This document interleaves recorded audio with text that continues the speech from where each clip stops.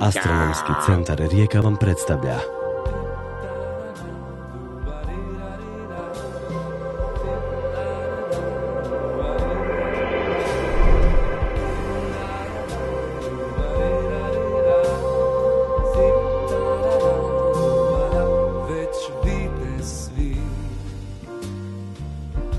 Slušamo sada. Ajmo još malo, sve je dobro, maloga, nemoj zaboraviti malo onog. Moja iskustva s astronomskim centrom su fantastična, već nekoliko godina imam priliku raditi na zvuku za filmove koji dolaze iz svijeta. To su vrhunske produkcije i mi se trudimo ovdje sa našim glasovima i općenito audio produkcijom konkurirati i biti na nivou tog zadatka. Mislim da u tome uspijevamo i mogu reći da mi je to jedno od ljepših poslova, jedan od ljepših poslova koje općenito radim, nema baš puno veze sa glazbom, ali je jako vezano uz neke moje želje iz djetinjstva i općenito igru kroz različite glasove koje sam uvijek htio i sam proizvoditi, tako da vas lijepo pozdravljam! Hej, što je s Bilom? Gdje je nestao? Mene ćeš. Tu si! Oj, sine moji! Gdje si? Bok, ja sam Mali. A ja sam Jake. I mi igramo u predstavi Kaloka Hina. Ma u crtiću Kaloka Hina. Da, ali ja sam stalno u predstavama pa mi je čudno da sam igrao u crtiću. Da, napokon si igrao u crtiću. Jake, kuda ćeš? Što tražiš ovdje vani? Zašto te uvijek moram čuvati? Što biš ti bez mene? Koliko si dugo u Kaloka Hini, ha? Pazi da ne smučiš krge. Oj, ti nemaš pojma kako je izvan grebena. Ljudi neprestano vrebaju ili nas žele uloviti. Moraš stalno plivati i bježati. Bojiš se da će te uhvatiti, spržiti, smazati. Baš grozno. Janica, moja sestra. Dakle, film je o prijateljstvu. Ne bilo kakvom. Imamo čarobni greben. Pod morem, skriven. Niko ne zna gdje je. Samo ribice koje tamo žive. Žive zaštićeno, nisu ugrožene od ljudi. Sve je super, sve je divno, krasno. Jake se zaljubljuje u Lily, jednu veoma slatku ribicu, simpatičnu, kako možda imate doma u akvariju, ali malo drugačiju. I ubire čarobni cvijet. Jake, je li to dozvoljeno? Što ćeš s tim?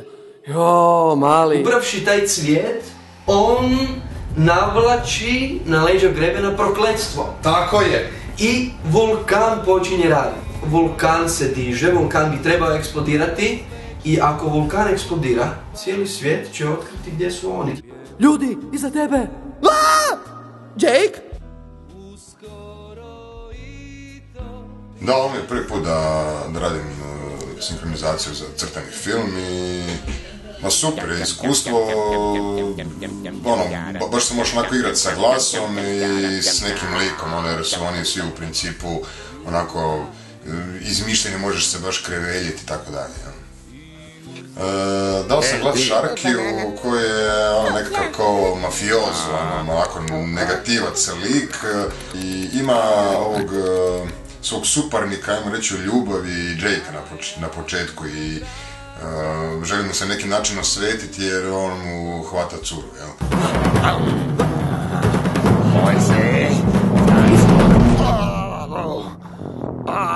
Vidimo se, Šarki. Moram polako prestati s tim prežderavanjem. Pa meni jako drago da smo pozvani, mogu to reći naravno u ime cijelog našeg kazališta i svih mojih kolega koji ovdje sudjeluju. Hej ti! Banana. Ko? Ja? Okej. Mislim da je vrlo zanimljivo ovako sinkronizirati neke likove, a pogotovo što je dosta edukativni film i pruža neku novu sliku i dimenziju djeci o važnosti plima, oseke, o mjesečevim mijenama.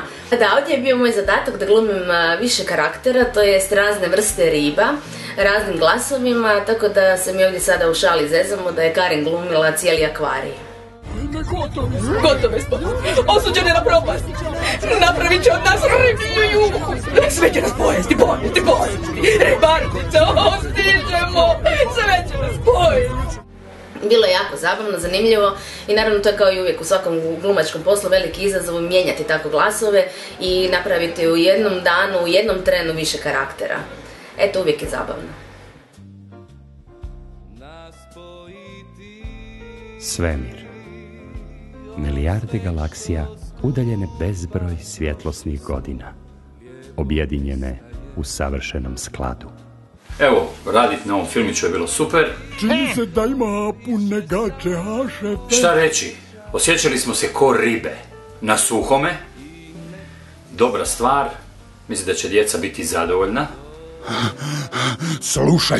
Slušajte, dogodilo se nešto strašno. To je to. Evo, haha. Moramo dotaknuti mjesec. Mislim da bi bilo bolje da spakiramo svoje torbe i damo perajama vjetra. Kassandra! Je li već puni mjesec? I da, prvi put radim sinkronizaciju crtića. Prvi puta u životu i moram priznati da mi se jako sviđa. Mjesec je čuvar čarolije. Posuđujem glas za ulogu Kassandre. Ona je jedna kornjača, jako stara kornjača. Uglavnom spava, ima problema sa vjetrovima, ne morskim nego svojim, i ona je mudra. Što si to rekla? Dodirnite mjesec. Bilo mi je jako zabavno. Bilo mi je baš da malo ove brabornjake predaleko, ali je bilo odlično. Ekstra. Ljudi će nas otkriti! Ajme, gotovi smo! Ja sam u filmu Kao Luka Hina posudila svoj glas maloj slatkoj ribici Lili. Bog, Lili. O, kako slatko! Hvala! To mi je bilo super iskustvo, već sam nekoliko puta sudjelovala u sličnim projektima i svaki put nešto iznova naučim. Ovo izgleda loše. I meni se čini. Ovaj put me Olja konkretno nije baš nešto previše javio i davio i mučio se ispracima. Dapače rekao je da je baš jako zadovoljan kako je svaki glas jako dobro sjeo u svoju ulogu. Tako da sam ja jako zadovoljna zbog svega toga. Jake! Moramo pobjeći! Tanker je na putu prema grebenu! Ne brini, Lili, nije još prekasno. Spasit ćemo greben. Aha. Kako, Jake? Kako ga možemo spasiti? Ti sad, to jasno je. Pa meni je baš drago da sam imao prilike sudjelovati u ovom hvalevrijednom projektu. Drago mi je iz više razloga, zato jer pjesma koju sam pjevao je onako baš u mom stilu, malo ako swing jazz varijanti, tako da mi je to bilo gušt pjevat, a s druge strane me taj dio koji sam ja pjevao, to je ta ribica koja me jako posjetila na Nemo. Inače obožavam crtiće i ovo me prisjetilo na to, tako da mi je super da sam mogu biti dio jednog tako lijepog crtića i to još u planetarijumu koji je genijalan. Imao sam priliku i pjevati na otvorenju, tako da svi palci gore. Vrhunski. A sad ću malo skratiti. Smi se ti smi. Planetari Ima. Još ćemo jedno. New Memo 12.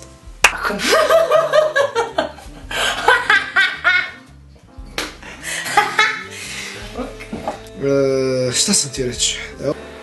Šta još da ti kažem? I šta još da kažem? Okej. Bok, ja sam mali. Bok, ja sam Jake. A ovo je... Pljunuo si iz usta. To mi je u ulozi. Aha. I što još reći? Kaluoka hina, kaluoka hina. Mi volimo životinje. Mi volimo životinje, jako.